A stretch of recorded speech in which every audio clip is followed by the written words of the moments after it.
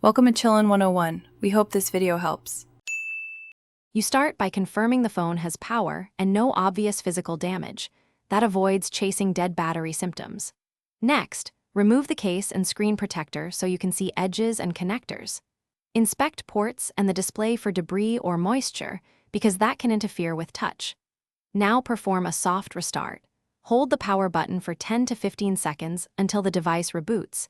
This clears temporary software glitches that commonly cause display freezes. Once done, observe whether touch and image return to normal. You'll isolate software by booting into safe mode or using the built-in diagnostics to temporarily disable third-party apps. This reveals whether an app or service causes the glitch. Next, verify display settings. Set brightness to 50%, disable adaptive modes, and revert any high refresh rate settings to the default. Odd settings can create stuttering.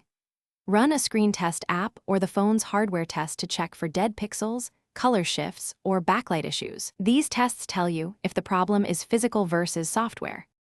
You should update the operating system and firmware first because patches often fix display drivers.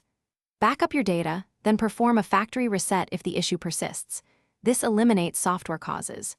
If the display still fails, showing lines, dim backlight, or no image, seek an authorized repair for connector reseating or screen replacement, since internal damage requires parts. Make sure to preserve the IMEI and backup photos before service. Troubleshooting tip. If intermittent, wiggle the screen gently to check for loose connectors before deeper work. Thanks for watching. Consider subscribing if we helped you.